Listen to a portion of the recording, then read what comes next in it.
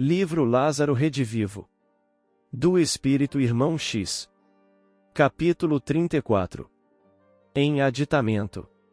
Surpreendeu-se você com a minha resposta despretensiosa e sincera, sobre as complexidades do Espiritismo, diante das manifestações das inteligências menos desenvolvidas, nos serviços fenomênicos, e pergunta-me, inquieto.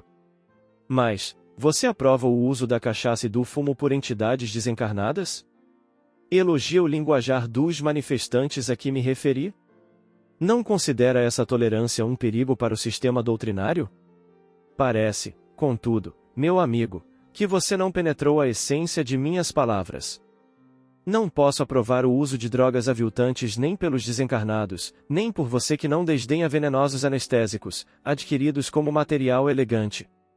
Não posso elogiar o erro deliberado, como ninguém pode, em sã consciência, louvar os desequilíbrios voluntários.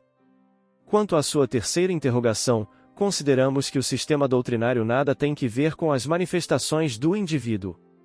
O Estado, representando o conjunto das leis que regem um país, será responsável pelos fenômenos infantis, dentro dos quais o patriota do futuro não sabe senão balbuciar alguns rudimentos da língua? Condenará, porventura, a criança que não lhe pode soletrar os códigos, ou providenciará serviços eficientes de educação? Desde 1583, época em que, segundo Rio Branco, foi firmado o primeiro contrato para a introdução de escravos africanos no Brasil, cercamo-nos deles, valendo-nos de sua cooperação heroica.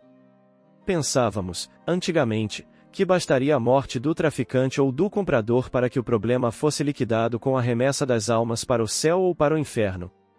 Entretanto, meu amigo, não é assim.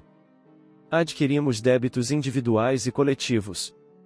A contar de 1758, quando o corajoso sacerdote Manuel Ribeiro da Rocha ousou escrever contra a vergonha da escravidão, autorizadas vozes se levantaram, sob a luz do cruzeiro, contra o doloroso comércio de homens livres.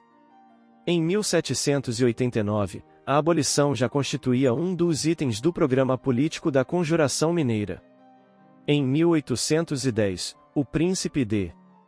João fez o possível por golpear o ignóbil movimento, sensibilizado com as injustiças que presenciava diariamente no Rio, efetuando providências para a extinção gradual do cativeiro, que culminaram com a ratificação do tratado concluído em Viena, entre Portugal e Inglaterra, pelo qual a nação portuguesa se propunha a cessar todo o tráfico na costa africana. Mais tarde, Dom Pedro I, na Convenção de novembro de 1826, assinava novo acordo com a Grã-Bretanha, pelo qual o governo do Brasil se comprometia a proibir toda espécie de comércio de escravos na costa da África. Entretanto, não abandonamos o movimento odioso e conta-se que muitos navios ingleses, depois da Convenção, postavam-se nas vizinhanças de Angola e Moçambique, expulsando as nossas embarcações negreiras. Não valeram exortações de estadistas e pensadores do Brasil ou do estrangeiro. Enviava-nos o Cristo a sua divina inspiração, através dos caracteres mais nobres do governo, mas continuávamos no movimento criminoso, atendendo a caprichos cruéis.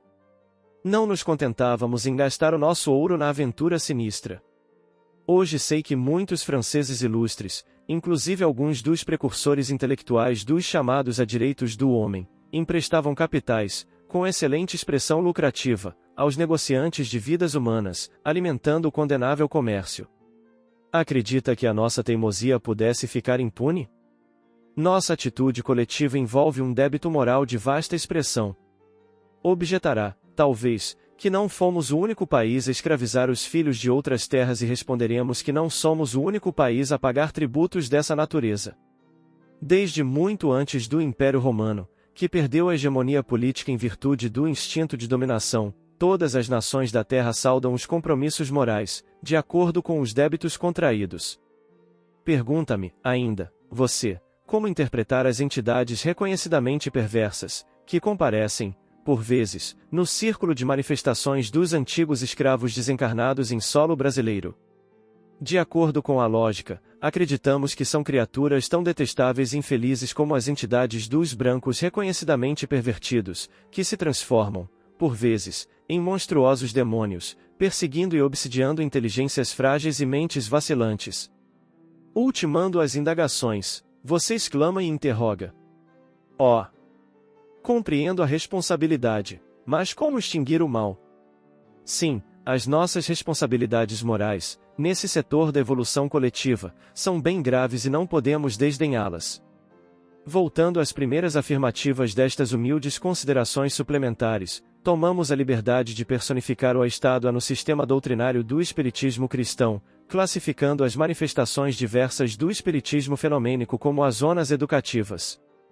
Supõe você que a abolição terminou em 13 de maio de 1888. A grande resolução da Princesa Admirável atingiu os escravos físicos, continuando-se aqui o serviço de libertação dos cativos espirituais. José do Patrocínio e Luiz Gama, Antônio Bento e Castro Alves, André Rebouças e Joaquim Nabuco prosseguem na jornada redentora. A Princesa Isabel não considera o movimento terminado e continua, também, servindo a grande causa, desatando os grilhões da ignorância e acendendo novas luzes na esfera que você chegará em futuro próximo.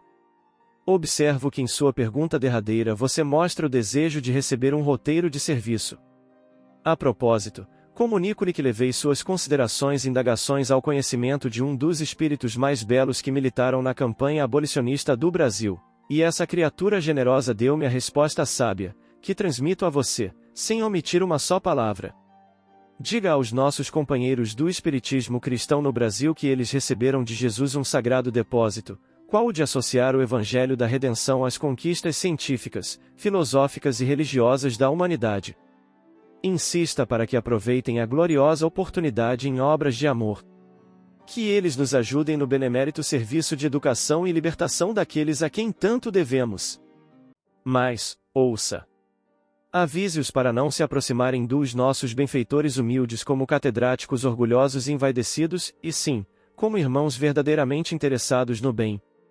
E, sobretudo, diga-lhes que também nós estamos empenhados na mesma luta pela iluminação espiritual, mas que ao ensinarmos a Pai Mateus e Mãe Ambrósia as lições acerca das leis de Kepler, dos movimentos de Brown e das ondas de Marconi, aprendemos com eles, por nossa vez, as lições de humildade, devotamento e renúncia, nas quais já se diplomaram, desde muito, negando a si mesmos, tomando a sua cruz e seguindo a nosso Senhor Jesus Cristo.